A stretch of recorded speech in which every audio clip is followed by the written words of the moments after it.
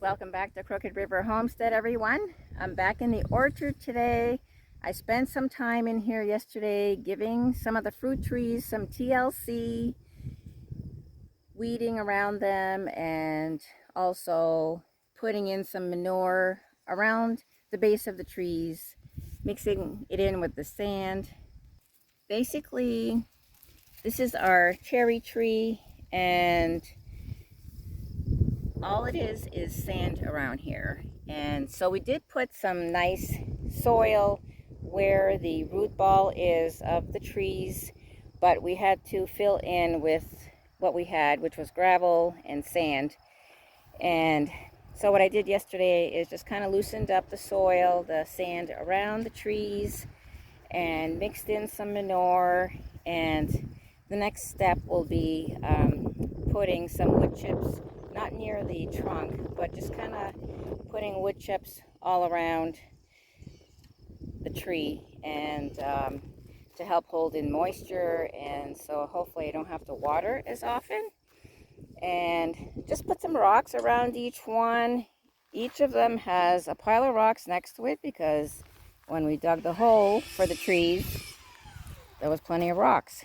So just using what I have to kind of make things look a little nicer up here.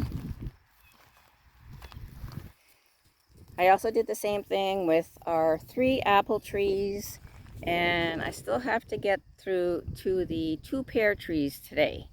They're in a much wetter area, and they must like wetness because they are thriving where they are.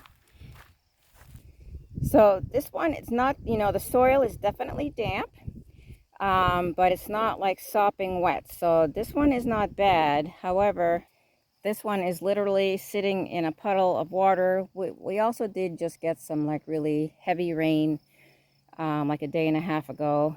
And you can see this grassy area is very wet.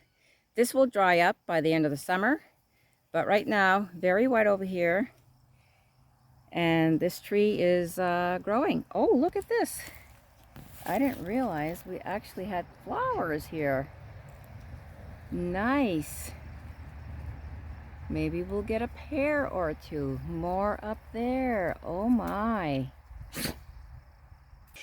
Tim had brought up a couple loads of the manure that we purchased from up the hill, the other garden. So I'm glad we saved some for the orchard here and for just general purposes. We're always going to want to use some for fertilizing. And don't worry, I'm not using this for any food I'm growing. Not crazy about Miracle-Gro and the synthetic fertilizers that they use. But we do have some lilac trees, some small trees that we purchased. And we're going to use this soil when we get them in the ground. So I'm just going to fill up my bucket with some manure, and we're going to head over to that pear tree.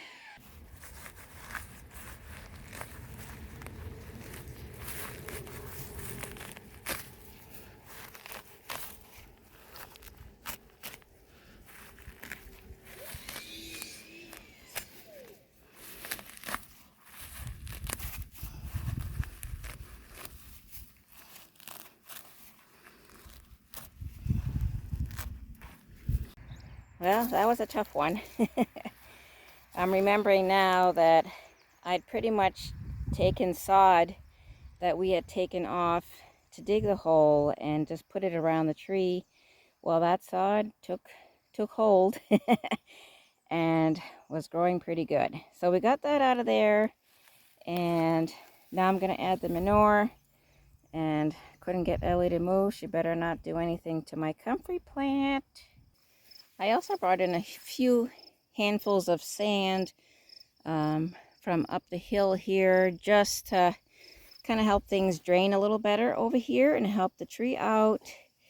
And so now I'm just going to put some rocks around the perimeter like I did the other trees. We've got a pile of rocks over here. Well, that looks very, very pretty. This is our first pear tree, and I don't know if this will work, but I tried to put the bigger rocks at the top here, so hopefully when everything washes down, it kind of gets stopped by the larger rocks, and anything excess will filter through the smaller rocks here. But adding the sand, I think, will really helped a lot to fill this in and getting the nutrition in there with the manure. And when we get some, we'll put some wood chips. I also noticed while I was here that the strings supporting the tree came apart. Seems to be doing okay. It is leaning a little bit, but with all the winds we get around here, it probably needs a little help to help it grow straight. And this, I am noticing some little flowers on this one as well, so we'll see what happens. I'm hoping this one is a little easier to get the weeds out. I suspect I probably put some sod down here too, but it looks like we put some dead grass there last fall to help insulate the roots. Not much, but every little bit helps. But I am thrilled to see those flowers. We'll see. All right, a little bit wetter here. Probably have wet feet by the time I'm done.